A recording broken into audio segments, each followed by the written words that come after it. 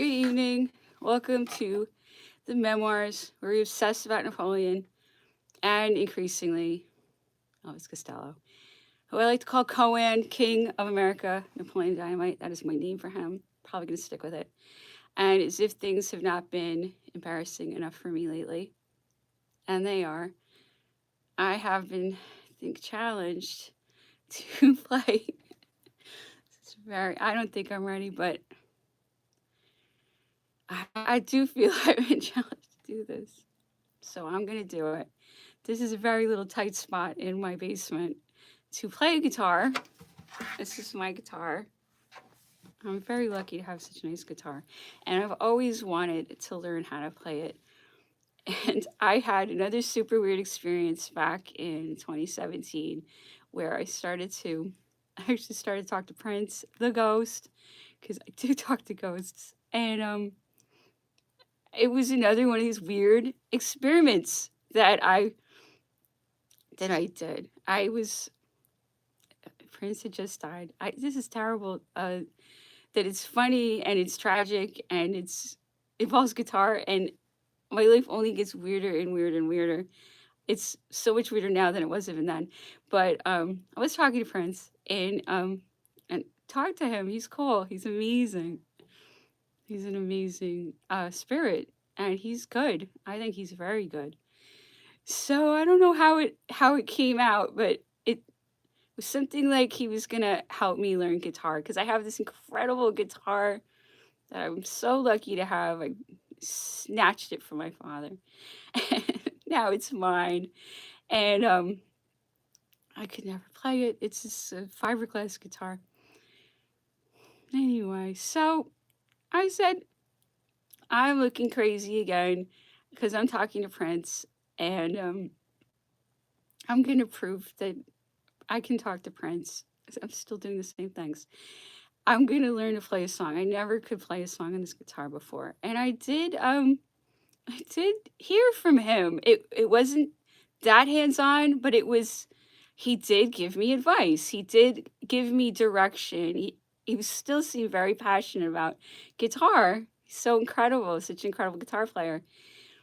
And he told me to like toughen up my fingers and practice and it was going to take me a while for my to get my fingers uh with the muscles that I needed to do it. He told me that for a while that I was just going to have to build the muscles up in my hands. It's really funny because this really is what he said. And he said, he kept saying, listen, listen, you have to listen, And he actually recommended that I go and listen to a certain YouTube teacher named Andy Guitar. And he said, why don't you like find somebody you like and then see what they have to say? And I was telling Andy Guitar on YouTube, he is great. He just so happened to have Prince right behind him every lesson he does. Just so happened to have Prince right over his shoulder. I couldn't believe it. And I was telling Andy Guitar, 'cause I will tell people anything. I was telling him that I was doing this whole thing with Prince. He was so weirded out. But I was like, you have Prince right behind you. That was wild. But I did learn a song. And then everything I do is totally guided. I'm just obeying all the time. And I do things that some things I like, some things I don't like, but I still do it. And finally, I did learn how to play this song. It was a song by Jason Mraz. I can't remember the name of it right now. But I learned a song, and I felt like that proved something. And I still hear from Prince, so I love Prince. I mean, if I would take Prince as a guide, no problem. I think he really is. Talk to him. He's cool. You can tell it's him. It's incredible. I don't know why Prince is so special in that way, but he is. Anyway, so I'm just going to go ahead and fast forward to a couple years later where more weird things are happening with me and basically telepathy, because it is telepathy, even if it is a ghost, I think, and guitar. So, as I've been saying on the streams every day, I have this bizarre situation where I used to love Cohen, And then I started to not trust him. And then somehow he like through his music got me telepathic with him. I can't believe it. But even in his music, he's saying, like, I can't talk to you. You're blacklisted. It's in the songs. Listen to the songs from Look Now, Hey Clock Face, and A Boy Named If. You have to kind of read between the lines. He's saying a lot of things in there about like progress he's making spiritually, when I wouldn't listen even to these songs until Hey Clockface.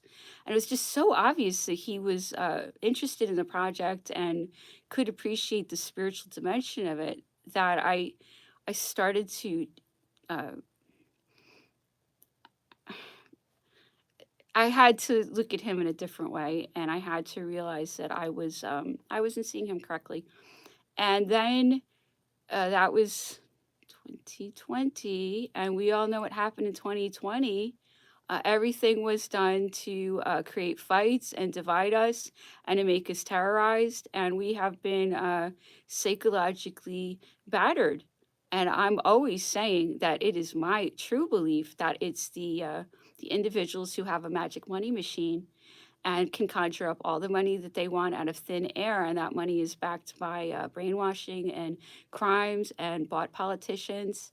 It is a money system that is inherently dark occult and criminal. And I just want people to really understand that these things are not just happening. There is someone with all of this money who can bribe all of these people. And bribery, I think, works most of the time with most people. So if they can't bribe someone, I've been bribed repeatedly, then they have to get clever. Then they have to come to your house. Then they have to come up with hot guys or whatever their way is going to be of getting control of that person who is a threat to their criminal enterprise involving finance. And there's so many people protecting this crime empire.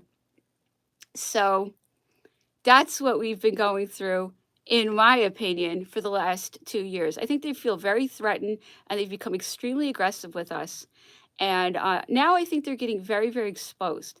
And in the course of this, I have certainly noticed that everything has been done to push me to this one so-called extremist side of populism, Q or something, Q Trump world. And then there's everything being done to push the so-called elites to this like traitor abomination thing. So there's the traitors, and then there's these wild, violent populists. No, there's just people, and we need to unite. This is all trumped up. This is all PR tricks. This is to create problems. I hope people are going to really see where these things always come from. They come from the ones with all of the money, because I don't have the money to launch horrible psyops on the world. They do. Okay, it's very easy to figure out who they are, how they operate. They have been in a war over controlling my life for the last few years. I know I'm not alone in that. So once you are someone with a little influence, they have to control that person, and they will never quit, and it doesn't end. And I take every opportunity with relish to expose them and show people what we are up against. So hopefully we can spiritually align ourselves and even hopefully talk to God, talk to Jesus. I'm saying you can even talk to Prince because he is cool.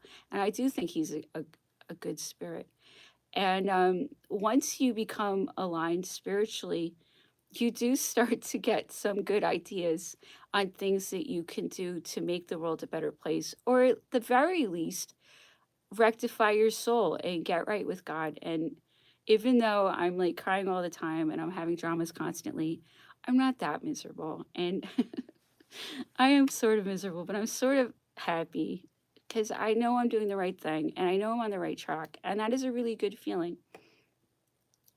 So, during the course of this process, where the world is being ripped into pieces on purpose through PR tricks, I have been in the middle of this drama with Cohen because sort of not really, but he is he's under control.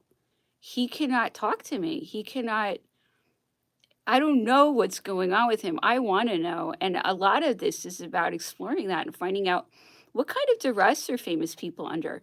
That's a really important question because famous people are used to influence us, and if it turns out that they're almost like, prisoners, like open air prisoners, we need to know that, and we need to know that all of these people that were pushing us into, experimental medical ideas from publicists and bankers, we need to understand what kind of control they're exerting over these people who lead us to house arrest and lead us to Auschwitz, global Auschwitz world.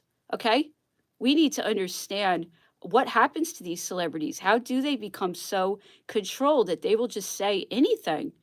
What's happening? What role is organized crime playing in their lives? Because they are being used to herd the public around. This is unacceptable. And it really is to have criminals hijacking talented, adorable people and then leading the public to ruin over this. This is really what's going on. This is why they come after me so much. This is a problem. Anyway, so I wanna know. I wanna know what's going on, Cohen, because I can see clearly, forget telepathically, I can see he is trapped and he can't speak freely. Anybody can see that, that he has things he wants to say that he can't say. Something's going on, okay? And to me, that's a canary in the coal mine. What is going on with all of them? Because obviously some of them are not happy but feel trapped. That's what this whole story is about.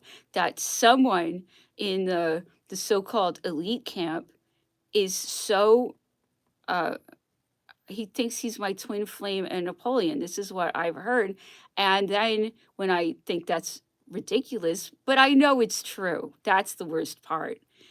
Said I do know it's true. And I have deep down known it's true all along. I just couldn't deal with it because he's not someone I can talk to. How is there these divides that I can never talk to him? I've been trying to talk to him since the 90s. This is a quest that is unfulfillable to me. I cannot talk to this person.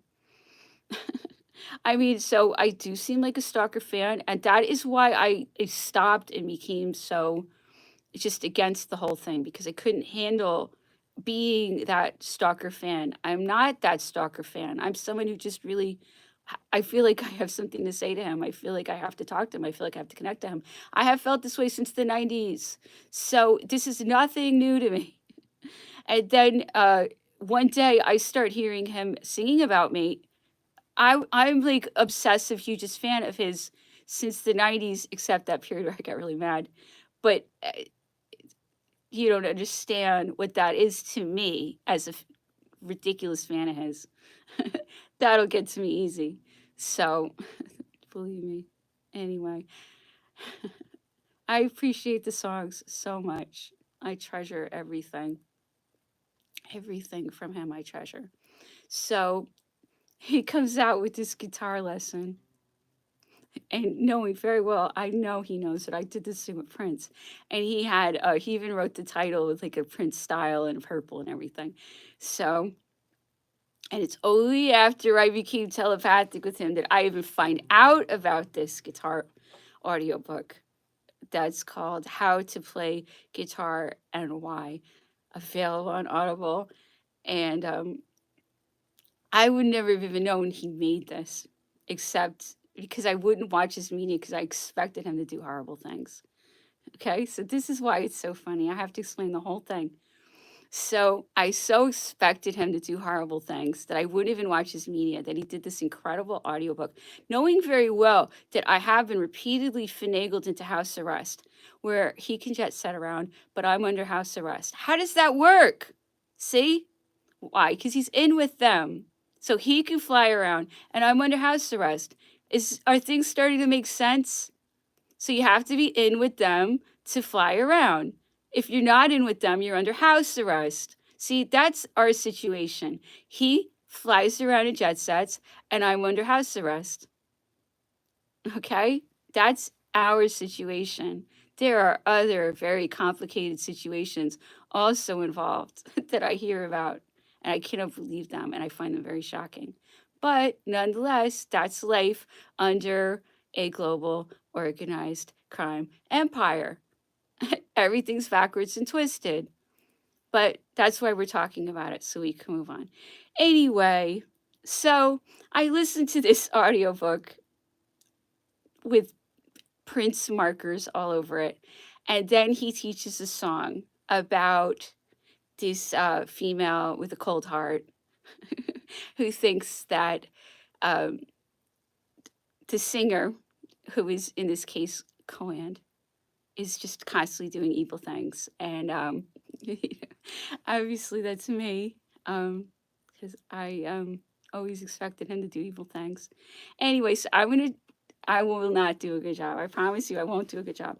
But I will do my best at the level I'm at to sing this song about this female with a cold heart who expects terrible things. It's really funny that he made it this song. But I'm trying to make a point. So I will do my best. I can't believe I'm doing this.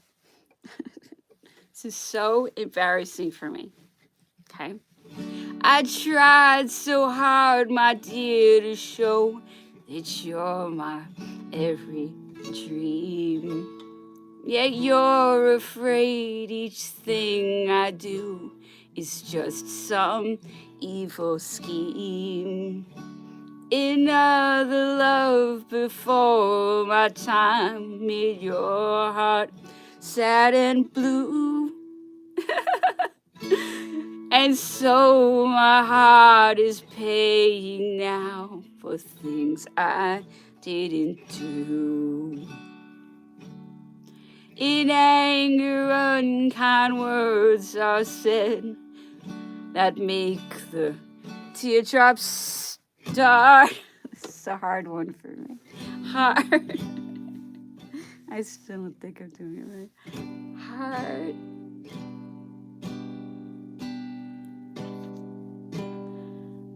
Why can't I free your doubtful mind and melt your cold, cold heart? I'll stop it there. You guys. I'm going to keep practicing. Okay. So that's done. That was horrible to do. Anyway, so I just don't feel ready. Okay, so now we're gonna get back to the other thing that I'm trying to prove, and I'm trying to find out what's going on with him. He's under some kind of constraint. Whatever he's got a very complicated life, I'm sure. Whatever's going on with him, he cannot talk to me. He cannot email me. He cannot officially exist to me. I'm blacklisted.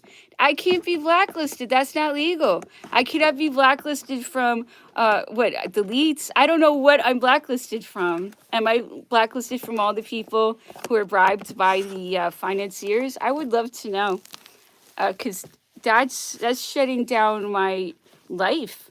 Oh, they're gonna shut down my life for what grounds?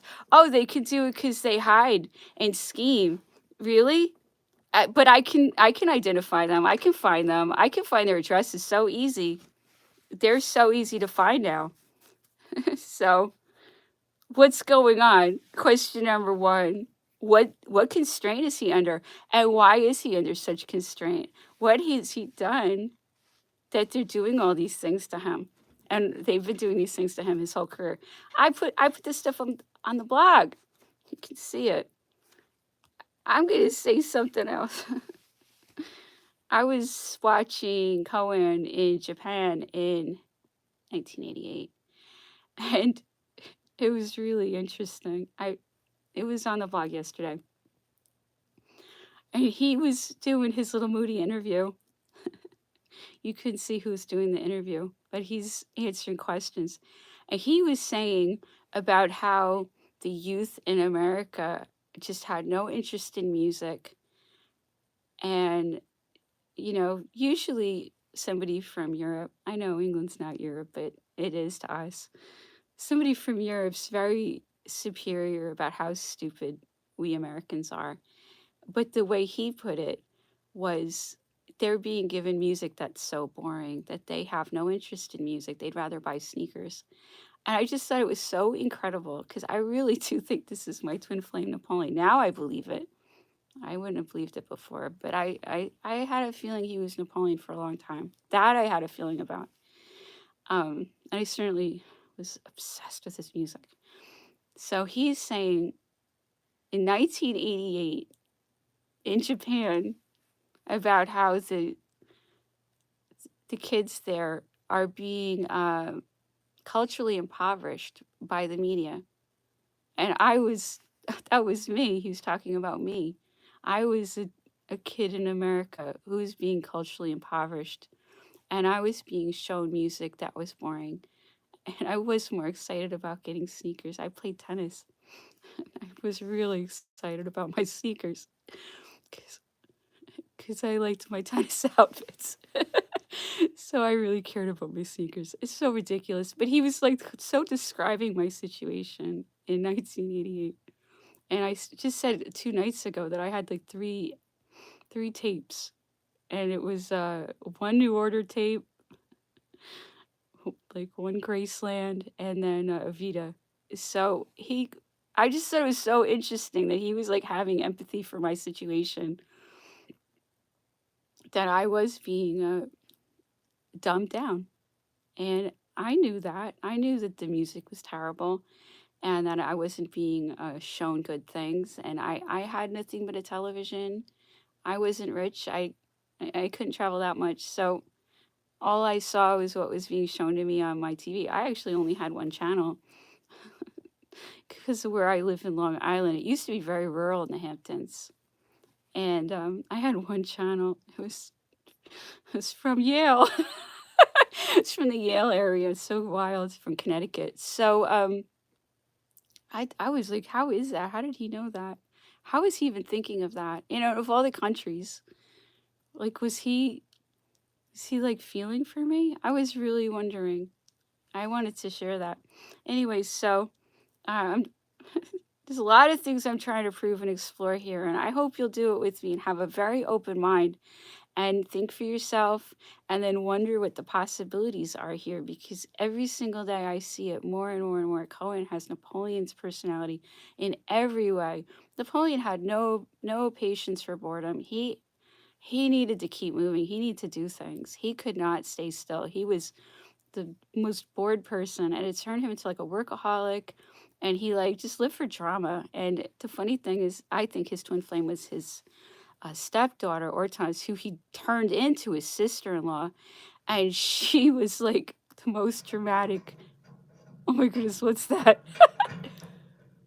Like, what is that? Oh no, that's the weirdest thing I've ever heard. It's my basement. Anyway, so his stepdaughter is like so much drama. That is so weird, the sounds. Okay, it's just gonna be super weird sounds now. It's cool. Anyway, maybe they're delivering something. Anyway, so Napoleon's stepdaughter was a ton of drama. So they were like hand in glove because he just loved drama and she was drama. Anyway, so you'll see that in these letters. These are the letters. I'm sure he was madly in love with her and he had to hide it. And he was never going to have an affair with her. But I think he was trying to work something out after his second exile. I think he would have gone for it if he wasn't like a monarch anymore. But who knows? These sounds are so weird. Okay, anyway, so here's the next letter by Napoleon to his stepdaughter Hortense, just to see his voice and read between the lines. Okay. I received with much pleasure, my dear little girl, your letter, which was as charming as everything that comes from you. You may think that I'm becoming very much a doting parent. But what you tell me of Napoleon's cleverness makes me feel as though I were hearing about a third generation. For I knew his father when the latter was so small that I could consider him as belonging to the second generation. I have been for several days at Bologna. I shall remain for some time. I should be glad to have you write me. And you would be more than kind to bring Napoleon and come and spend 5 or 6 days here. Arrange this with Louis. This will make your stay at the health resort a little gayer. They tell me the St. Oman is dreary. Goodbye, my dear little girl. 1,000 loving kisses. Napoleon Jr., whom I left at St. Cloud, is very well. As for me, I should be delighted to see you. You will never know how fond of you I am and how much I care for you. I wrote yesterday and sent the letter by messenger to little mother. Napoleon.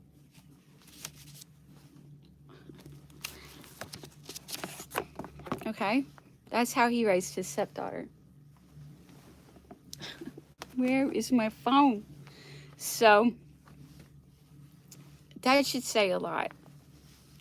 And then when she gets to his camp at Bologna, he gives her the royal treatment. She has the time of her life. Everywhere she goes, she has like all these soldiers protecting her and bands everywhere she goes. He made such a fuss to make her happy and to show off for her. He loved her so much. I know it. And then I have realized over the course of the project, I know it's shocking, but like I'm Ortaz, and I just thought Napoleon was a ghost. So that's how I have put up with all of this. It's how I have done all of this. All of this is because I care about him so much, and he's so alive to me. He is far from dead to me.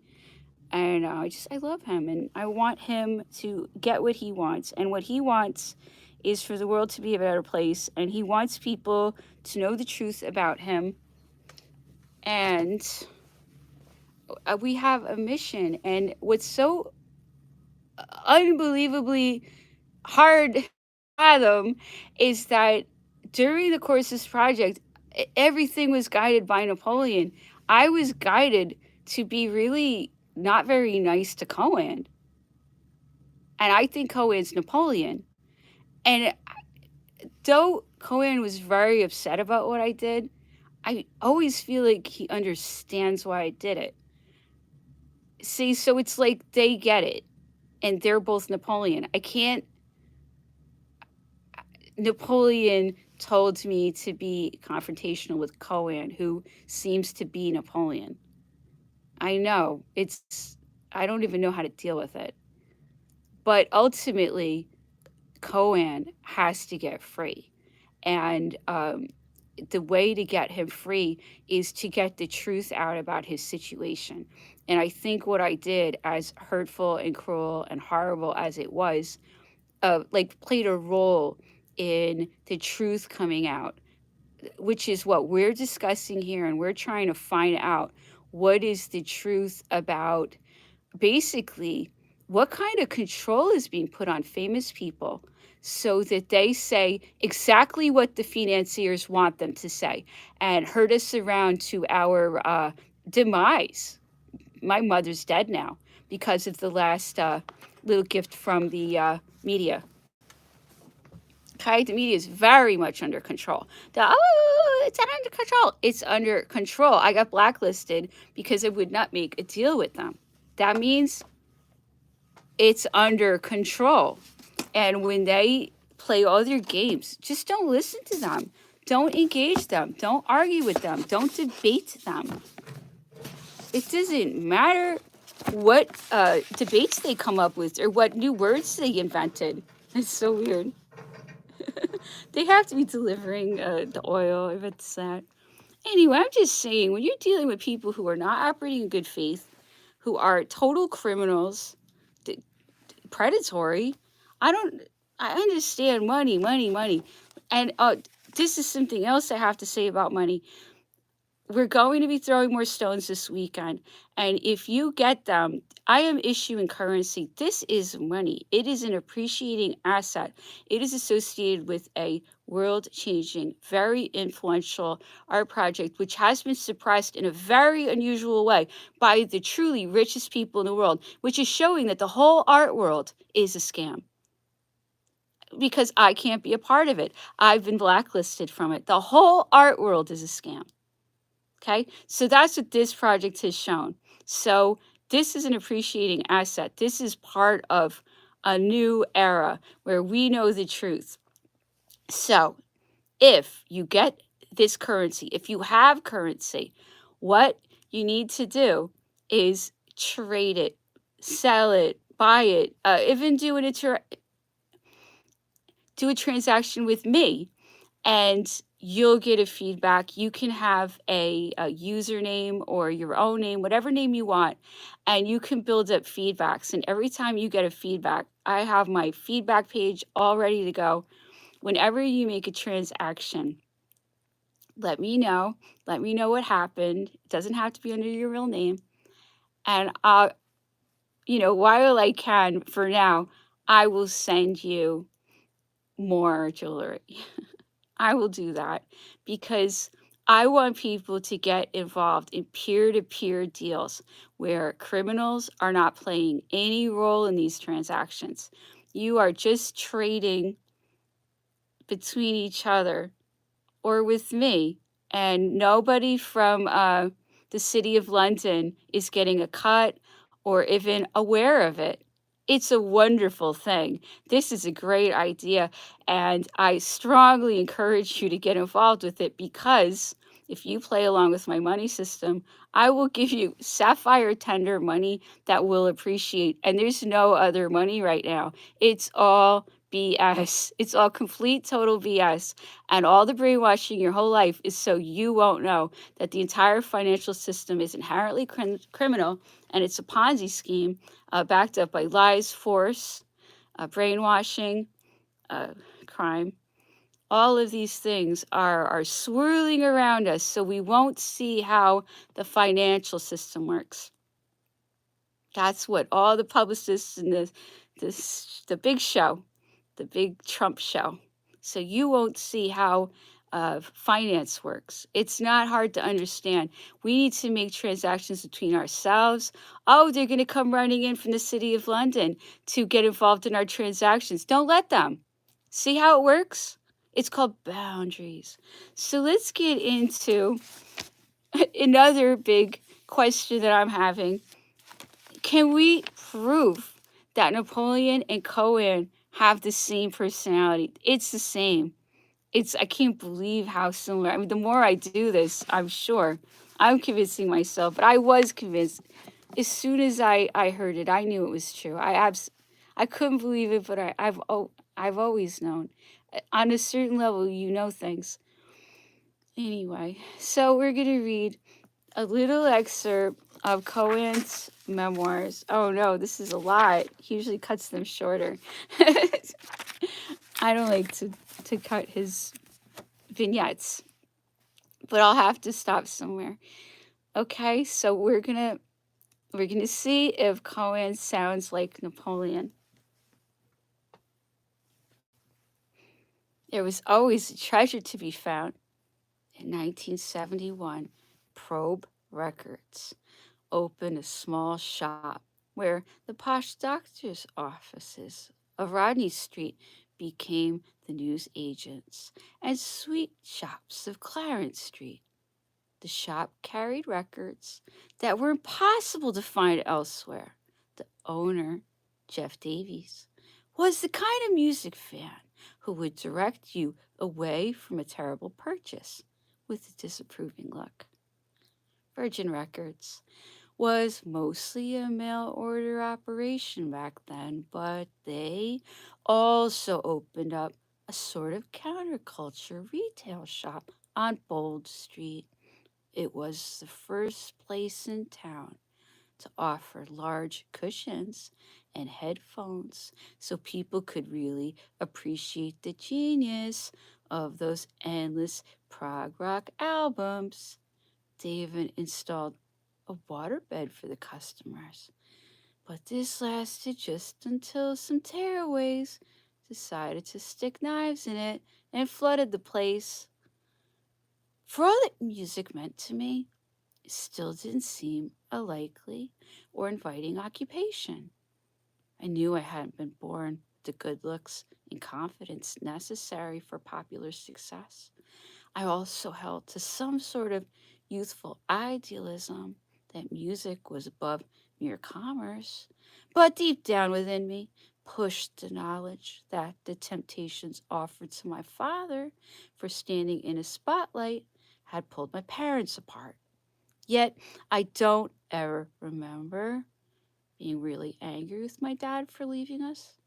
Probably because my mom never spoke ill of him, mostly hiding any bitterness she felt until it wrecked her nerves. I don't think she ever stopped loving him. Up until 1972, my energies and illogical dreams had been evenly split between music and football. After my friend Tony's death, I don't recall going to the match so regularly anymore, and I paid attention to my lessons. Continuing my education seemed completely pointless. Suddenly, everything but music seemed like a waste of precious time. Ever lessons were to be learned within that school had nothing to do with the life I was starting to imagine.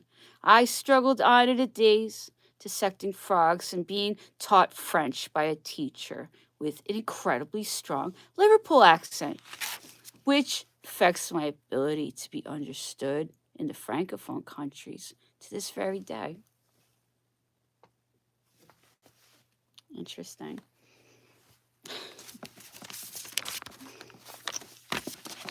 See, it's got to hurt him that he's not good at French. Okay. And it does. I know it does. I know this. Anyway, but we'll work on it. Okay. Anyway, thank you so much for listening. Thank you for everything. Appreciate it so much. Good evening.